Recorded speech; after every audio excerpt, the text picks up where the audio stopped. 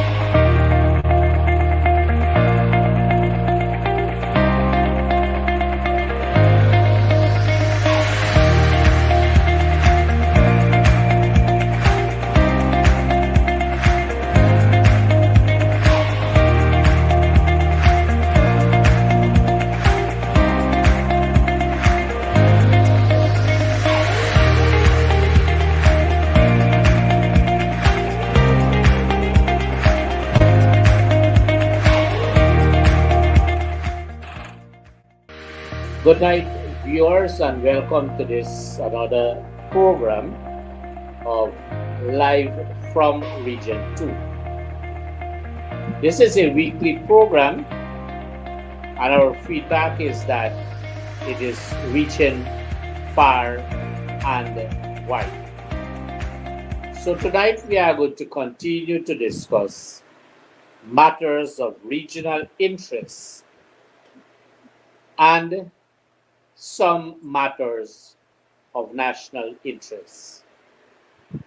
Tonight I have as my guest on this program the Honorable Sherwin Holder, Member of Parliament and Chairman of the People's National Congress Reform.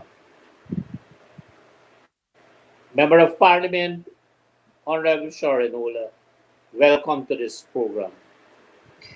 Thanks for having me once again, Kamajai Karan. I have decided that as host of this program, and in consultation with our wide-ranging viewers, that we should discuss at least 8 topics of interest, matters concerning regional development, matters concerning national development. But before we get there, I just want to say to the general public and to give a word of advice. Yesterday, Wednesday, there was this massive meeting of members of the Guyana Public Service Credit Union at the Critchlow Labour College. I was fortunate to be able to have a first-hand look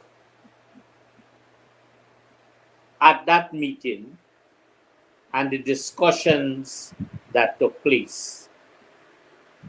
And I would have firmly concluded that based on the presentations made by Mr. Trevor Ben, who is vying for the chairmanship of the Guyana Public Service Union, and his team, their presentations would have been outstanding and excellent.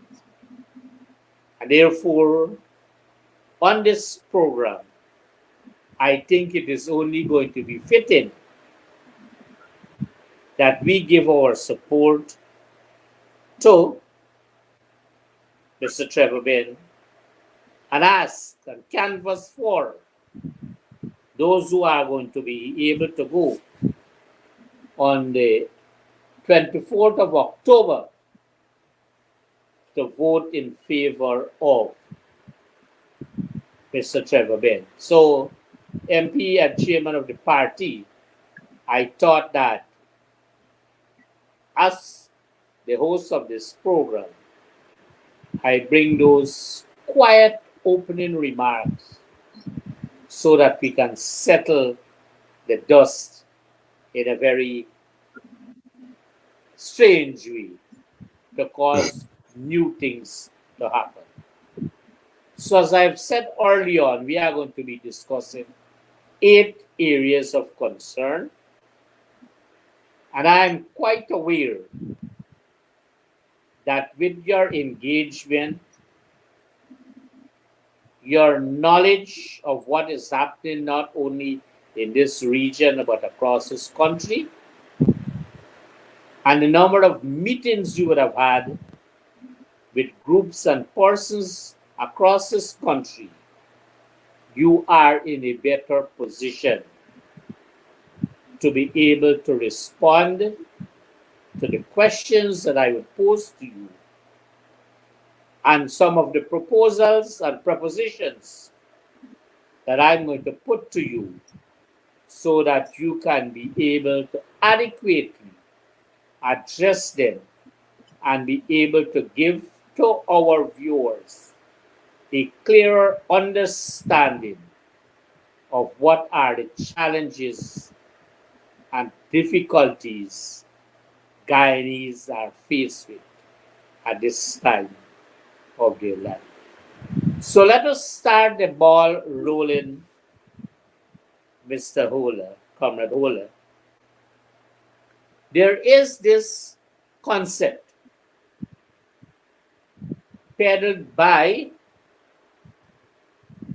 a very small group of insignificant persons,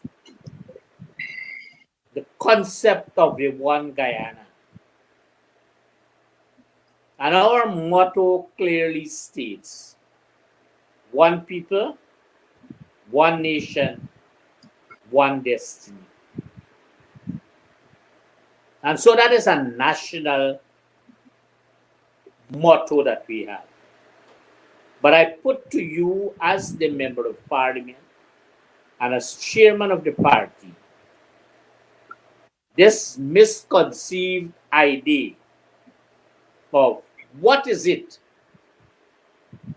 this small group, the elitist group, is trying to promote in this country by speaking to what is known as a One Guyana.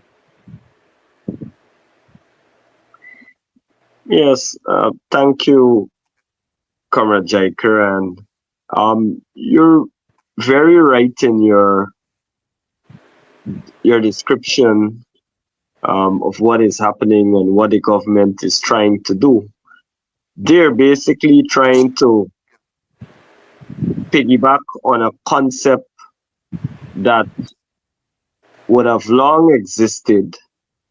You're absolutely right that we have a motto which says that we are one people aiming for one destiny. And they're trying to use it in some way to deceive the people of this country. Irfan Ali goes around and he talks about one Guyana. But how can you have one Guyana when you first exclude the opposition? The people who have the nation would have placed in parliament to represent them. There is no way that you can pursue a One Guyana agenda and exclude the opposition at the same time. The opposition has no members on any boards, any of the government boards. The opposition has no members on, for example, the Natural Resource Oversight Committee, which most Guyanese are now focused in on. This is our future, our present and our future, the future of our children. And the country is basically split. The parliament is basically split right down the middle. And the PPP didn't see it fit to have at least one member of the opposition there to represent at least half of Guyana. Instead, what they did was to pack those boards with their friends, families, and cronies. I did an article a few weeks ago highlighting the status of the Public Oversight and Accountability Committee that is responsible for oversight of our oil money. And I saw in the newspaper, I was very pleased today to read that some analysts would have taken it up and is also saying the same thing. It is friends and family. And so from that aspect, from that angle, there is no one Guyana. As some might put it, they're trying to have a one PPP Guyana. You cannot dominate and control every aspect of life, every aspect of governance within this country, and expect that you will have one Guyana. When you look at the distribution, the award of contracts in Region 2 here, if you examine who are getting the contracts, there's no one Guyana in it. And let me say this to you. It is not even the more seasoned contractors, the more experienced contractors, even though they support the PPP, they are not getting it either. There are very few elites that are very close to the PPP that are being awarded all of our national patrimony. All the resources, all that the country has to offer is going to a small group. And there is no one Guyana in that. So it's not even a case of, I haven't gotten to the case of discrimination within Afro communities. I haven't gotten there yet. This is just amongst the ordinary people. There's a small group that is benefiting and the others are not. So there's a clear case of discrimination. If you don't support the PPP or you're not close to anybody within the PPP, then you can't get contracts. You can't be awarded contracts. You cannot get certain jobs in this country. And so that is not one Guyana. That is not the idea that a one Guyana, that is not the way a one Guyana should be. If you look at how they manage, how they handle, or how they stymie rather, the RDCs, NDCs, and towns that are controlled by the opposition, there is no one Guyana in that. You cannot stifle areas that are predominantly opposition supporters and then still come to the people and say that it is one Guyana that you're promoting. You know, I read an article today, and they have some clever people. They're doing a lot of PR. They have some clever people writing articles every day. You know, you're finally promoting one Guyana, one Guyana. And they cited the example of Buxton and the 50 contracts, the 50 small contracts given out. But that is all good. But that was just done because of the pressure. The people of Buxton protested. You had the opposition placing a lot of pressure on the government. And so they went into Buxton. They looked at some bridges that needs to be done. And they just give it out to some residents there. And then you say one Guyana. That is not one Guyana. Yeah. And you know, there's so many examples in that can be cited. That can be cited in Queenstown. In Queenstown, and we spoke about this last week. The agriculture minister never visited Queenstown in his 2 years, although Queenstown is one of the biggest villages in Region 2. Never visited. Never visited.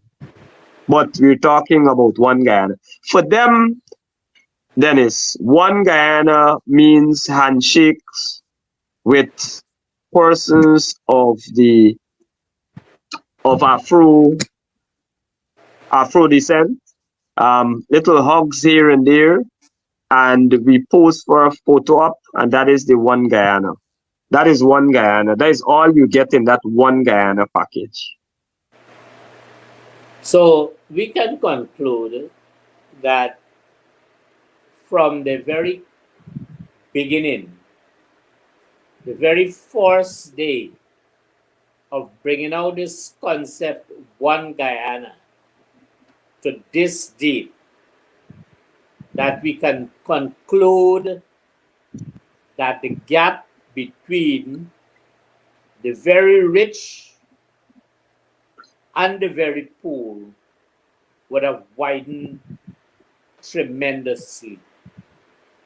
And I say this to say to you that the belief of One Guyana would have allowed their friends and families and cronies to be able to enjoy the benefits of state assets that belong to all Guyanese and not that one group of persons. So you were right when you made those or when you gave those examples. And so it is this big gap now. And then the question about equity to ensure that those in the very very low brackets of financial standing cannot at any time or in the near future, despite the fact of oil in Guyana, can be able to meet even 20% of what the elites are having and benefiting from now. So that You're is you're why I put you're absolutely right. If I can make a point there, you made a very salient point there. The issue of equity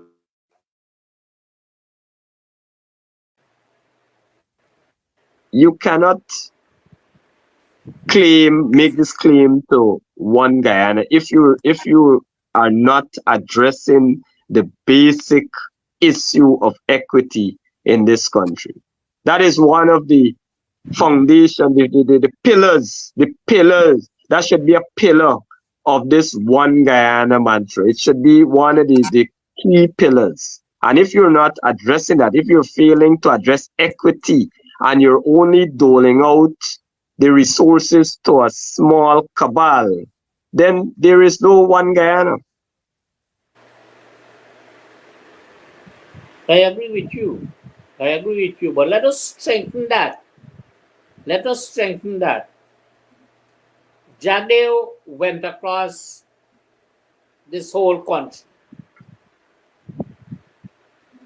promising jobs for people. And so we have, and they have always defeated the purpose of what they would have set themselves to do. They cannot and they have never identified or defined what jobs mean. And that is the difficulty because he came to this region, you would know, as member of parliament, and he promised 1,000 jobs. There is something called an inventory of public officers in every region. And you would know as member of parliament that there's a particular page for every region that would speak to staffing and the entitlement, which would give rise to the different line items as to where payments would be made. And so allocations are going to be there. And so the necessary appropriations will follow after the debate would have concluded, and then the appropriation bill signed and become law. Now, that budget would have passed sometime early in this year. So, two questions. Where is this money coming from? One. Secondly, well, it's three things I want.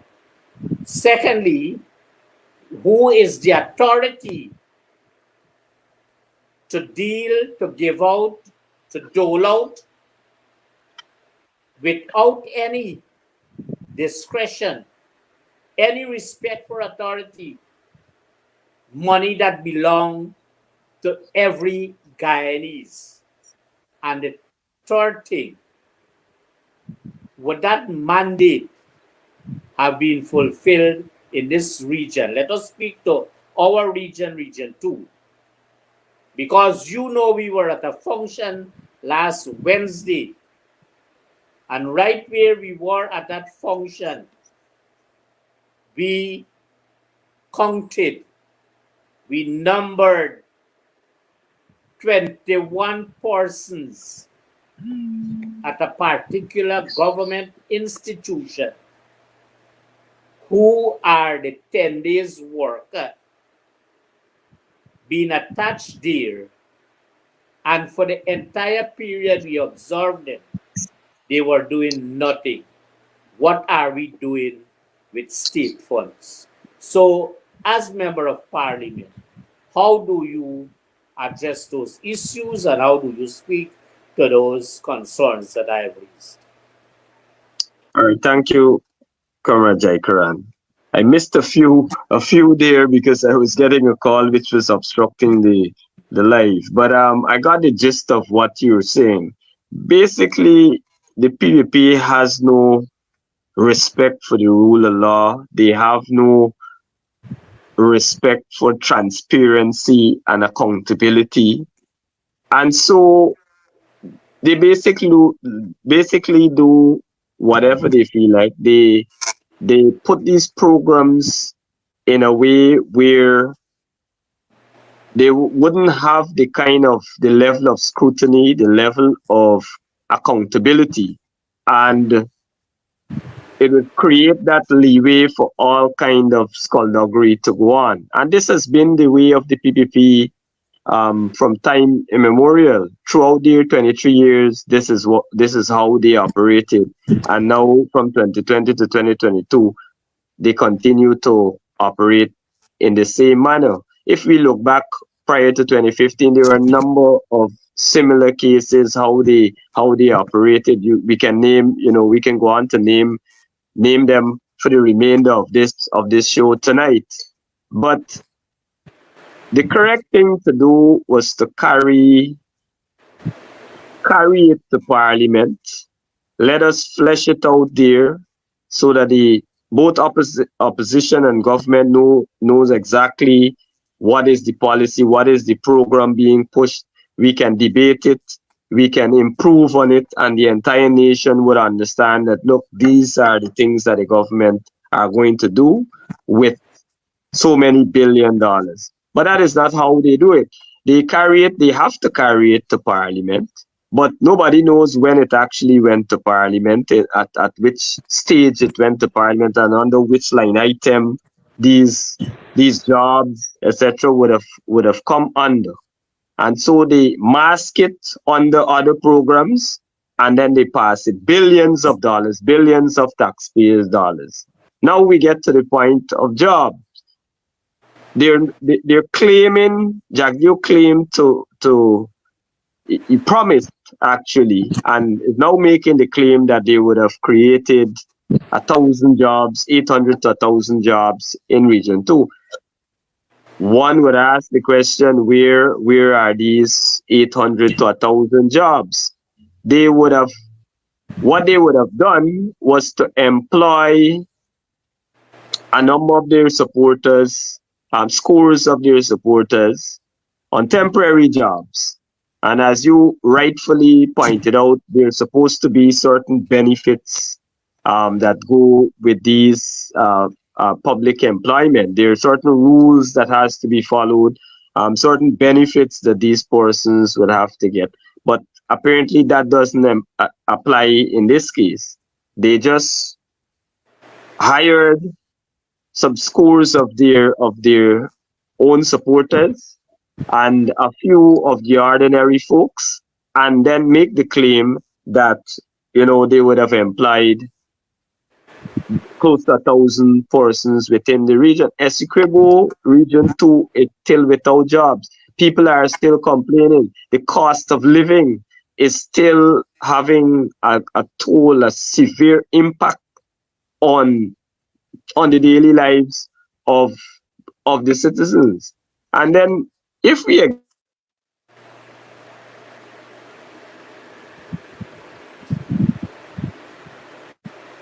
examine, we can call it. Yeah, sorry, I'm getting some feedback there. Yes. So, and if we were to examine the temporary jobs, the few temporary jobs that they would have created, they promised $50,000.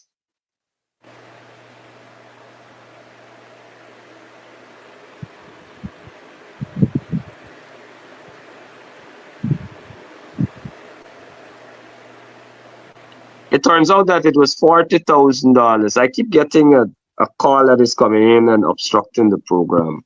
I have to change the setting. But as I was saying, it turned out to be $40,000. Now I'm told from some of the persons that are employed that every month they take out some additional sums of money. So it's even less than $40,000. So when you examine it, these few persons are working for under the minimum wage. And the minimum wage is by no means a livable income that our party would have been trying to promote. So they're working for something way less than the minimum wage under conditions that are largely not in keeping with the rules of the public service. And so that is the situation. But to talk about 1,000 jobs, there is no way that Region 2 would have benefited from anywhere close to 1,000 jobs. Probably not even 50% of that amount. They would have promised, in addition to the 800, if I recall it correctly, Jagdeo would have promised, in addition to 800 jobs, he promised about 250 jobs from some kind of call center. Just recently, the call center was open, and I'm assuming that is the call center he was speaking of. And what I observed is that 14 persons were employed. Now, the difference between 250 and 14 is pretty vast. That's the first point I want to make. The second point I want to make is that I have not seen, I don't know if you saw it, but I would not have seen any advertisement, any ad for vacancy at this call center. But they turned up. The Minister of Finance, Ashni Singh, turned up, and they had a big pomp and a ceremony for 14 jobs, which nobody knew existed. So even with the small amount of jobs, the 14 jobs, they would have tried to get their friends, families, and cronies into those 14 jobs. So it is a very bad situation in terms of employment, and I'd say this frankly, that they would have failed the people. They would have failed in a key promise that they would have made. They keep they keep saying, they keep repeating about their manifesto promise. Well, this was a manifesto promise, 50,000 jobs across the country. Jagdeo promised 1,000 in Region 2. Where are the jobs? There are no jobs in Region 2. And I do not consider the few dozens of temporary jobs as real jobs. Those jobs cannot support those persons. They cannot work, they cannot earn to support their families from those jobs. But you know what is the bottom line? They are panicking, and so they have to get something to go on. When the next election cycle comes around, they will be beaten on these very unfulfilled promises. And so they have to come up with these farcical measures to say that, oh, we did something, we did do something, we did stick to our promise. You see, in the public service, before someone can be employed in a position that never existed, the normal procedure to follow is that the agency that would request or require of that particular office or position must first of all write the Ministry of Public Service, seeking first to establish that position, and secondly, to seek permission to fill that vacancy. And then all the other public service rules would come into being. And what are those rules? Public advertisement for the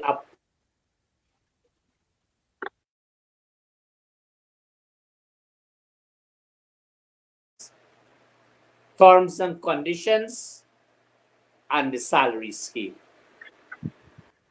If we ask right now those who are on the temporary job, and I don't call them temporary job, it is ad hoc to the ground of demoralizing those young people. I say this and I want to add to it to say that many of them would have reached out to me up to yesterday to say that it is a farce when they go to collect that sum that was promised to them. Some of them receive at least, sometimes, $7,000. Ask for an expedition, the expedition would not be given to them, but the advice given to them,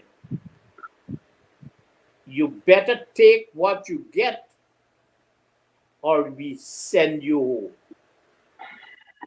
And so I am wondering one out of two things.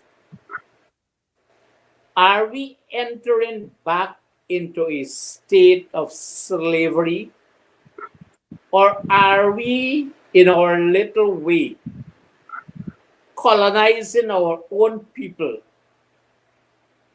in our own country? And then we turn back to tell people it is one Guyana. I'm giving all these things to say to our young people. We encourage you to go for the job that is offered. And we say to you that the money that you are being paid, it is the people's money, taxpayers' money, the state money. And so there's no treasury government treasury or national treasury laying somewhere in Freedom House in Rock Street. So it is not the PPP money. And we want our young people to understand that. We want you also to understand that they are demoralizing you by sending you 10 days there, paying you 6 and 7 days, have you do nothing. And so you have at the right time to make the right decision because you are being fooled into a situation. So I thought it fit, MP, that Yes. having this knowledge and this promise of 1,000 jobs, if you see across this region, all these big posters and all these pumps and ceremonies that took place to allow them to get these jobs. Then they came to Yeah. say how many scholarships The and all minister this. Let me just the complete all minister this.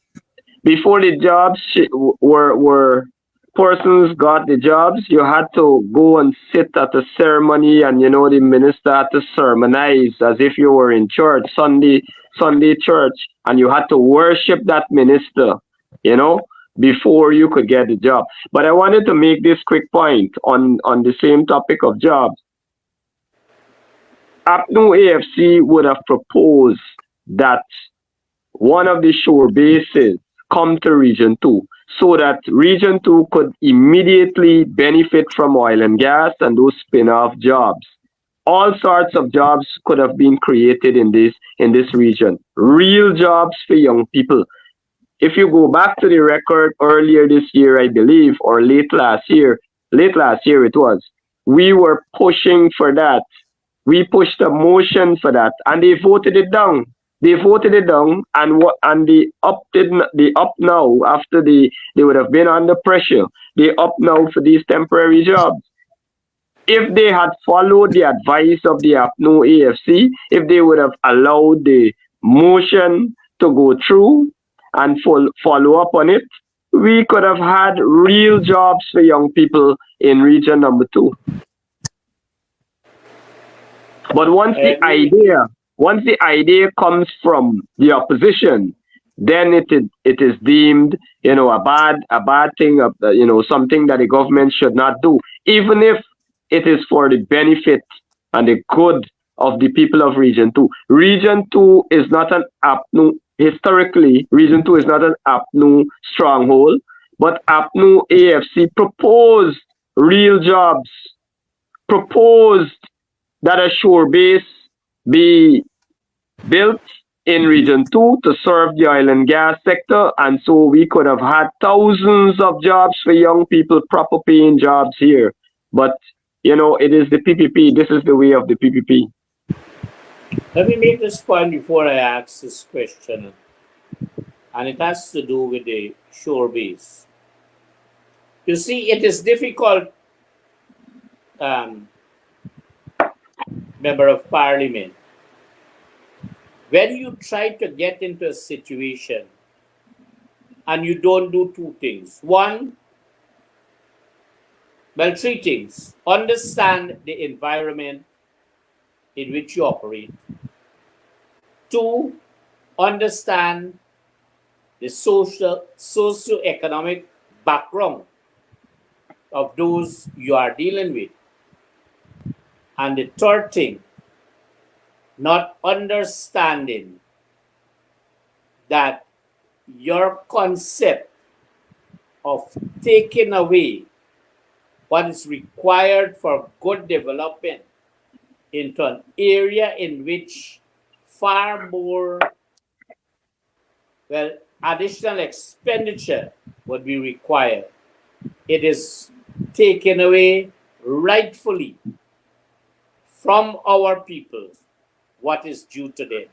And so, if it is going to be any profit sharing or anything thereabout, it is going to be reduced because, in the first place, the investment policy would have taken up and eaten up the capital to such an extent that it reduces your surplus.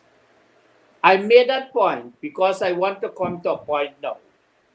Some time ago, there was this big promise for the establishment of a cement factory in this region. But before I ask you to respond to that, I want to say to you that the location identified on the main road and going north of that, where the Atlantic Ocean is, that there have been massive destruction of our mangroves there and nothing has been done. I am quite aware that you know of the proposal to have this cement factory. What is it you have to say to the public as it relates to that situation? Well, first off, I know of the issue. I know the area, and I'm sorry that tonight we don't have pictures. As we develop this program, we'll try to have pictures and live videos as we move forward.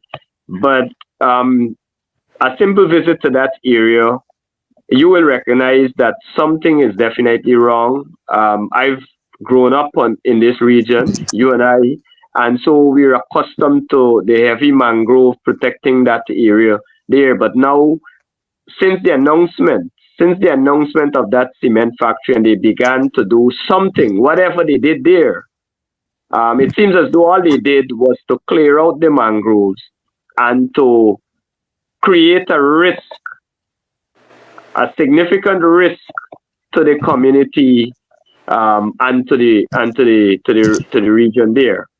Now, in terms of the cement factory, I know it was announced over a year ago, very early in the year finale, very early in his reign as president after the 2020 elections, after August 2nd. I believe it was just later in 2020 it was announced, or early 2021, whichever it is.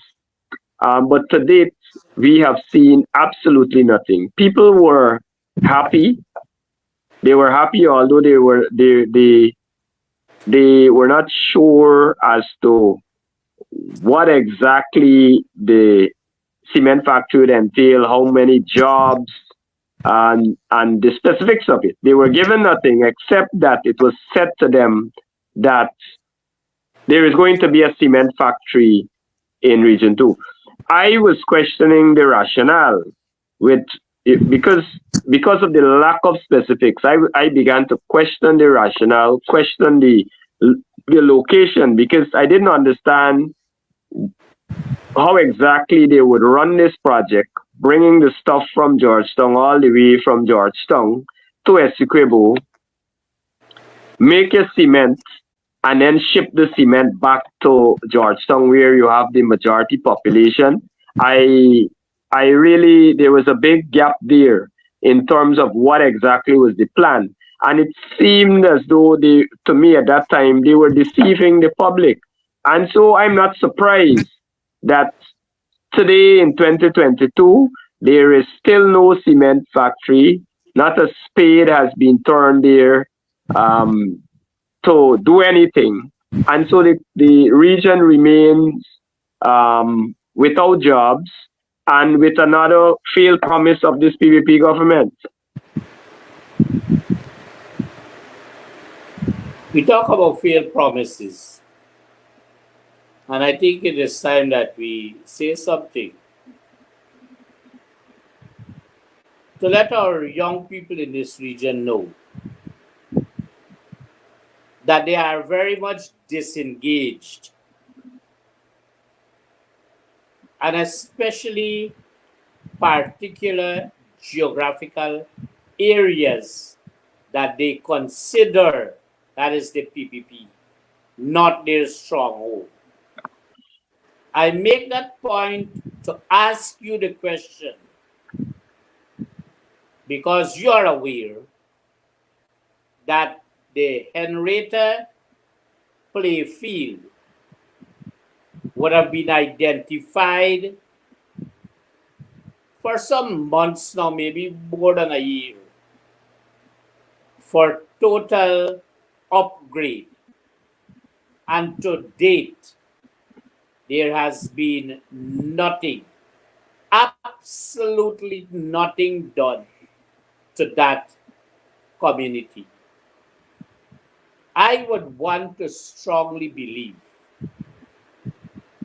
and I'm convinced in what I believe in, that because of who are the persons that would be the beneficiaries of that ground when it would have been completed, might be what they don't want to happen. So I put the question to you now. What you think, or what is it you know that is preventing that kind of development in Henry? There is it's both discrimination in one part and it's in incompetence in the other part. So let me deal with the incompetence first.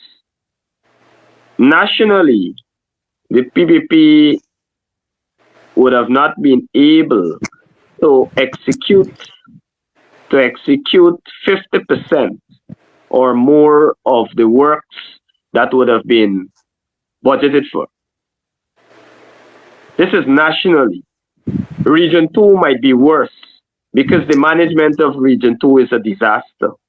The RU obviously knows nothing. They brought some wildcard person from that is associated with the PPP and that has no knowledge and experience in this kind of management and this kind of governance. And so the region is running to a halt. And so because of their incompetence, they cannot execute the vast majority of these projects. We are now in October, the 10th month, and you're not at halfway. But we get from this administration constantly, they keep with their PR, putting out stuff out there. You know, they're using the taxpayers' dollars to do all this PR, and they have some friendly media houses that are helping them to do it also, that obviously are benefiting from contracts, etc. And so they keep putting it out, oh, we're going to do this, we're going to do that. But we're in October. We're in October and nothing really has been done in Region 2 except for a little work here and a little work there. Absolutely nothing in most of the communities. And so when we come back to the point of the Henrietta ground, which was identified for some upgrade, I'm not surprised because there's incompetence, one, and then the second point is discrimination. They know that I live in Henrietta. They know that Henrietta is a PNC stronghold. And so they will only come out and bluff people and put it up there for public relations purposes. At the end, I guarantee you that by the end of 2022, nothing will be done to Henrietta ground. Absolutely nothing will be done to Henrietta ground. I'd prefer that they surprise me. Honestly, I'd prefer that they surprise me. And it's not only Henrietta ground. That's why I'm saying incompetence too. Because when you look at the Anna Regina center ground, the main cricket ground, play field ground, whatever you want to call it in region number 2, one would recall that it was announced in 2020, in the 2020 budget, the PPP's first budget, that they will build a stadium there. Not a spade has been turned as yet. Not a spade has been turned as yet. And the next part of the trouble, and this is where incompetence come in again, they did no consultation with the youths that use the ground. They did no consultation with the cricket community because this is the primary cricket ground. This is the ground that you expect to have international matches. If we're moving forward as a country, as an oil-rich nation, we expect to see in Region 2 international cricket matches. It would have been held in the past, and there is no reason why an oil-rich nation cannot have that done in 2022. And so then there needs to be proper consultation if you're going to do any significant work on that ground, if you're going to occupy any significant space on the ground and make the ground smaller.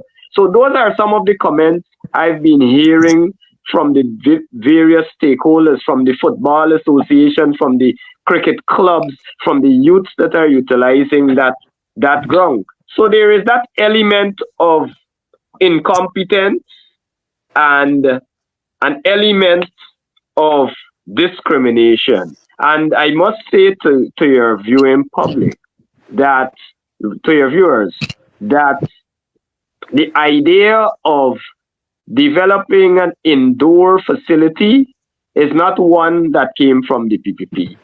It actually was birthed under the APNO AFC way back in 2017 when we seek to get a loan from China. But what we did not do is to dictate that the Regina Center ground, the main cricket ground, will be used for that purpose. We did not identify there were some problems with the loan after the PPP moved the no confidence motion, and so that brought it to a standstill. A lot of things people don't recognize that it is the PPP who brought it to a standstill through their no confidence motion. And so I just wanted to get that point over. It's not their idea, but now they're trying to use it and use the APNO AFC idea in the wrong way.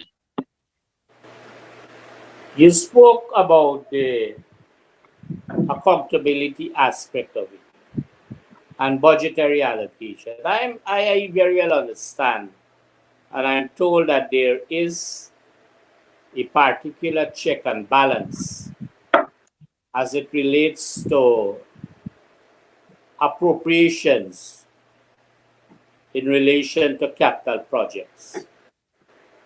And the instrument that is used is called a PSIP, the Public Sector Investment Project.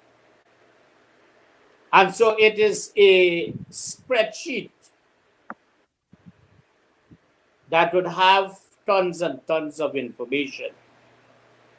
But at the end of it, it would give you a percentage of where you are in whichever month.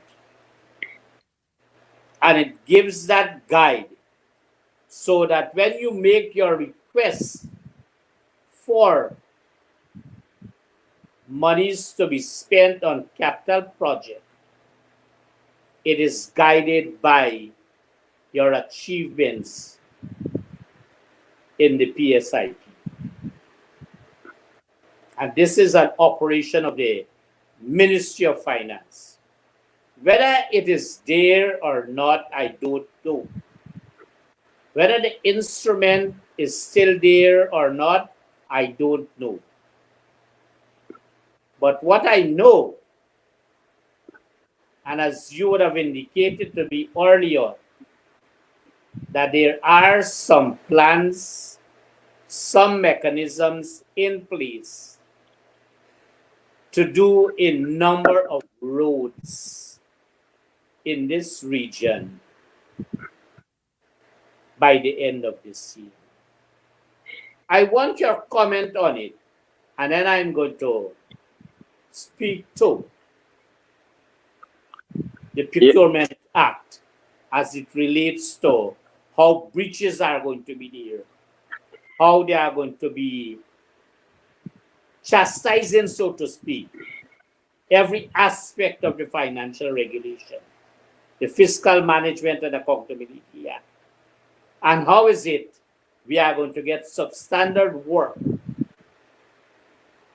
And how is it also that because of the span the nature of the work to be done, the scope of the work to be done, those are going to be what we call rollover project.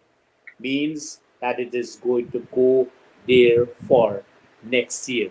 But in a rollover project, the money does not roll over for the project. So again, there's going to be savings. What is it they are going to do with that savings? And if we are to take all those factors into consideration, it comes back to what you would have said. It is a zero level management system in this region of all the officers. So you are aware of, and if you can tell us about the roads and Well, what you know about it.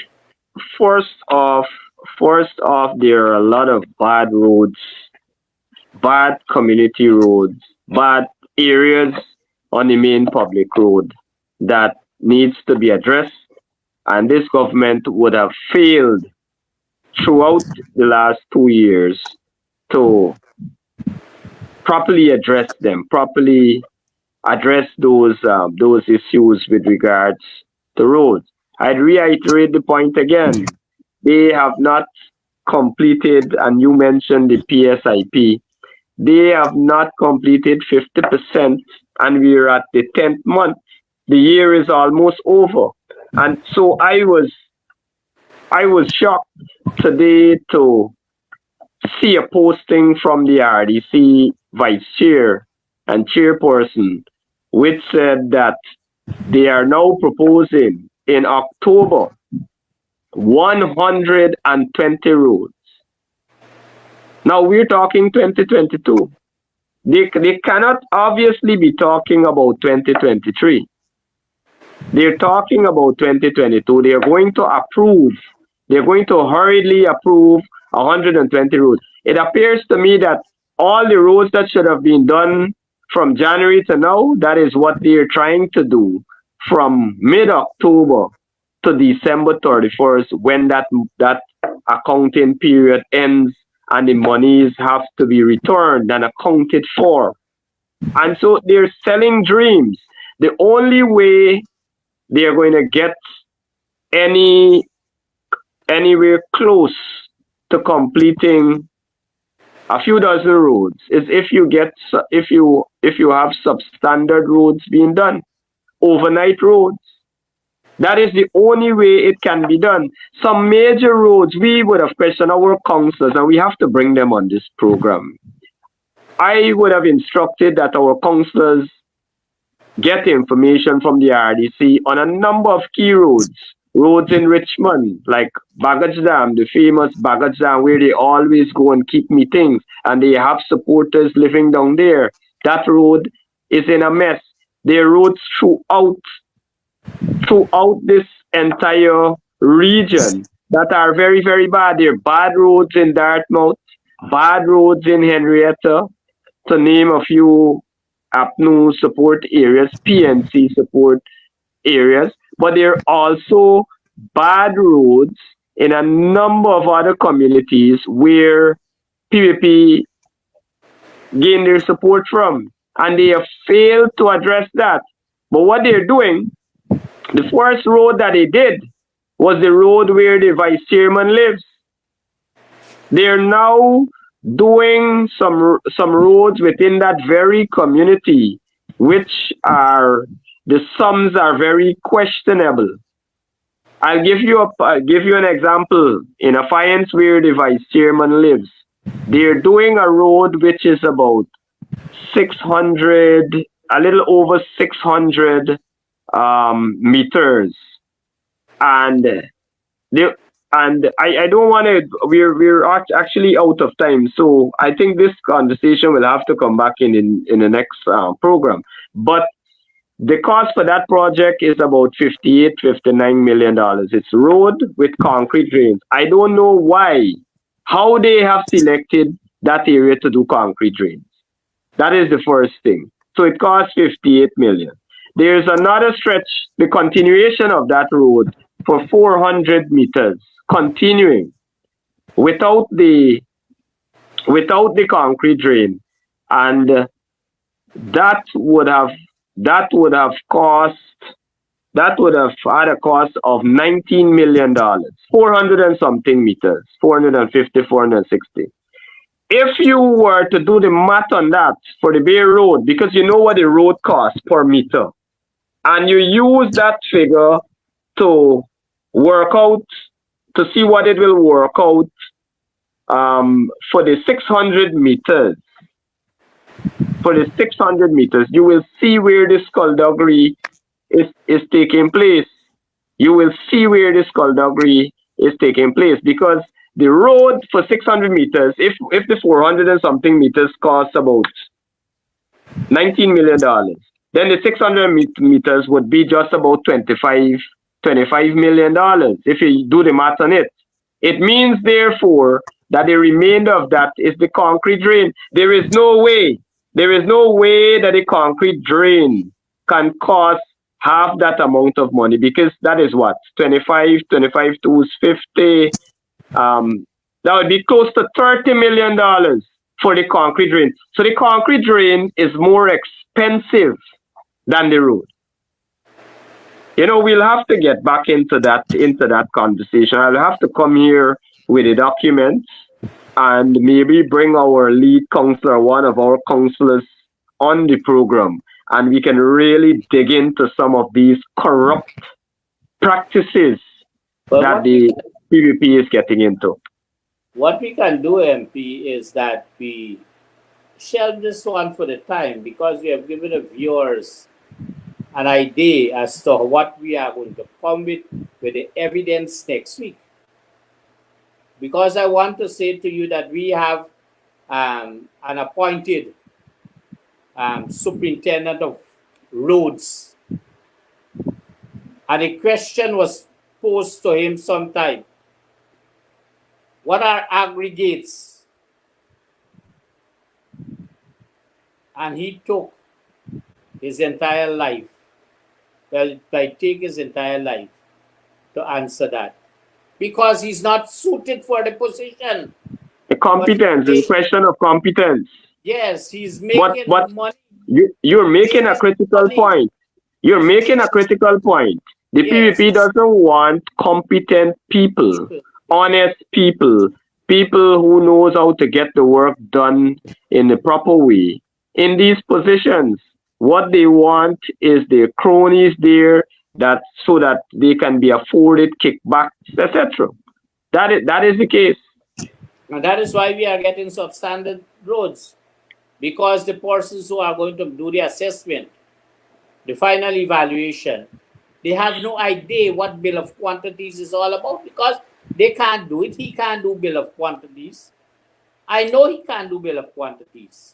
So if you were RU, so you know fully well, you know the system. You have a deep understanding of it. So, but we are going to close very quickly, because we are running out of time. But I want to make this here. I want to speak to this issue very quickly, and so that I'm going to give our senior citizens an idea as to how this government have no respect for them and are not treating them for the services given to this country. And so there would have been an announcement of a 28,000 one-off payment for our senior citizens, meaning our pensioners, persons who are 65 years and more. And so that would be for the year. The one-off would be for the year. If you divide 28,000 by 365 days, this is what our pensioners are getting from an oil-rich country. You know what is that figure? It is $76. I want our pensioners across this country who are listening. I want the people who are listening to tell the pensioners how disrespectful this PPP government is to them. But let me come to the $28,000 that they are receiving, these senior citizens, per month. Because we brought it there. You know what it works out to? On a daily basis, it works out to $933 per day in an oil-rich country. What a shame. How disrespectful we can be to those who serve this country, those who made their contributions. And I thought it fit, MP, that I should make this point because I am passionate about making a point like this when people would have served and are being discriminated to the gutters and nobody cares. But pensioners, recipients of this money, relatives and friends that have pensioners receiving this money, those who are getting their part-time jobs, think it over. Think it over. Look at how you are being used in a different way. And as I said, it might be a stepping in of a form of slavery or a form of colonization right within your country. And so we come back directly, MP, to the point of when I ask you this One Guyana. It might be correct to say One Guyana because the government is in a process of deteriorating every structure that we put in place, not physical, but social structure, to cause our people to become dependent so that they can have the upper hand on them. And so I ask you the final question. And the final question is that some time ago, there was this disappearance of, I want to believe and to suggest it might be $7 million from a thrift society, school thrift society in this region.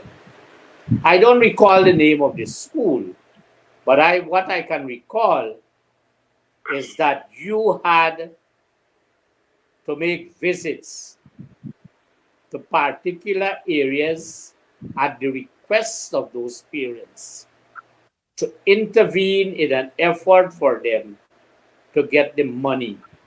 And I don't think anything happened with that teacher. That is an indictment. That is a shame on the education system. That is a cover-up. But eventually, with the pressure you would have exhausted, Member of Parliament, and I want to thank you publicly that I told, and I very well believe that the pupils of that school, after a number of years, and based on your intervention, would have been paid their monies owed to them. I say this, I put the question because when you answer, the advice is that there is need for an introspection as to the management of our cooperative society in the different schools, and to take seriously an audit of these thrift society. Things are not well. And so I ask you to make that comment because it is you. And I want the public to know that. I want the parents to know that. Don't worry this pomp and ceremony that the minister came and went to the school to pay out this money. That has been loose as a minister to come to pay money. And you have your officers in this region. Apparently, she doesn't understand what decentralization of education is all about. I think I have said more than a penny and a trillion at this stage. So I ask you to respond. You are correct to deal with your last statement first. This is how the PvP operates. It's like the slave master comes to give a little bit of, provision or whatever, grant you something. And so you must be thankful for what is already yours, what you would have worked for, what you would have slaved for. And so the case of the Kiddies Fund, the school co-op society fund, is a case that would have been around for some while, and parents would have complained to me that their monies were stolen. Monies were stolen. I don't know all the specifics, but the monies were stolen from the co-op, and so they were unable to withdraw those funds when their children would have completed the primary school. And so that issue was running for a number of years, and I made the necessary representation. It took some while, Right. but I ensured that I followed up on it. I made contact with several officials within the government and continued to press them. And so I'm happy, the minister can come and take the praise and hand out the money which belongs to the people. It is not her money, it's not the government's money. Those were monies that were stolen. And so they had all right to level the accounts, to clear the accounts with those parents. Millions of dollars.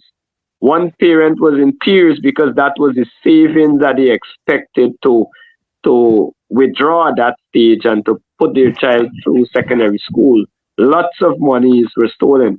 But the disappointing thing is that no action was taken, no investigation, as you rightfully pointed out, no investigation, but rather there is a cover-up.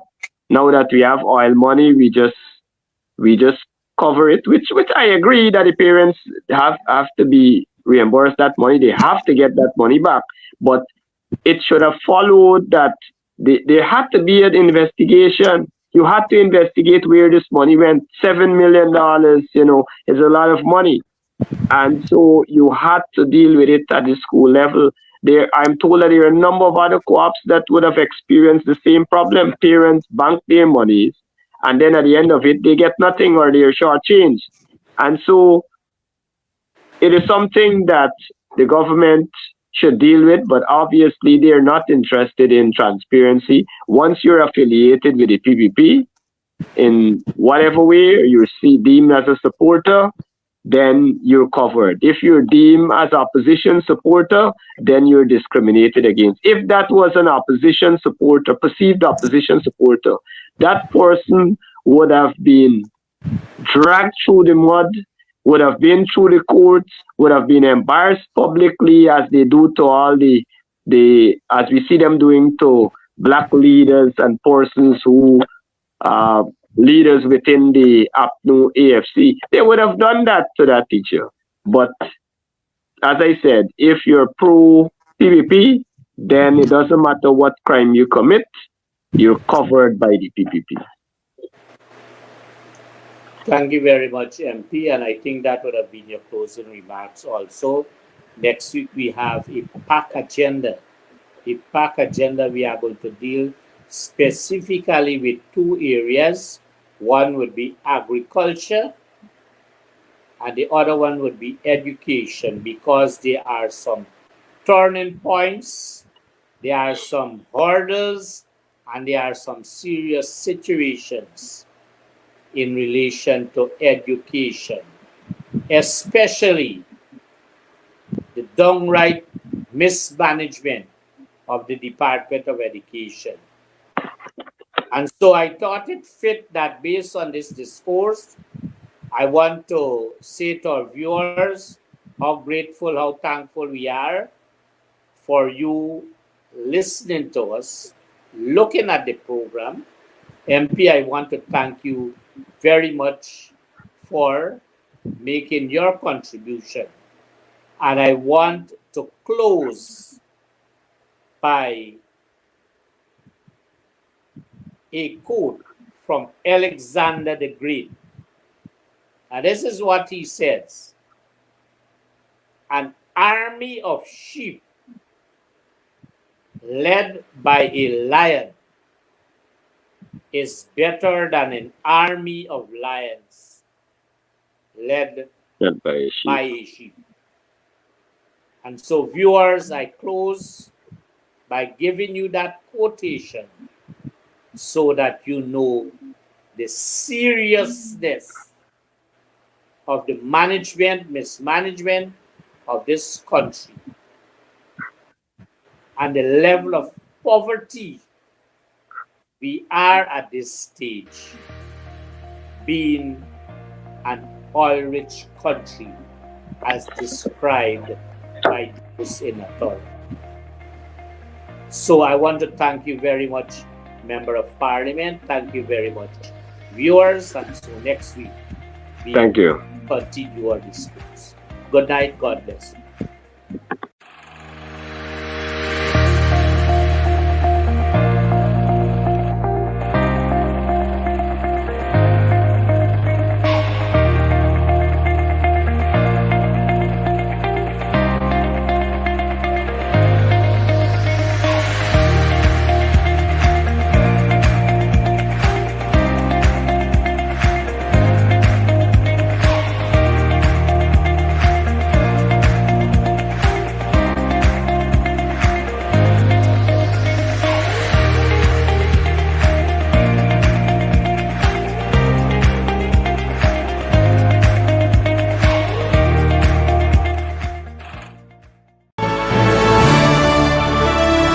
The PNCR celebrating 65 years as a mass-based political organization.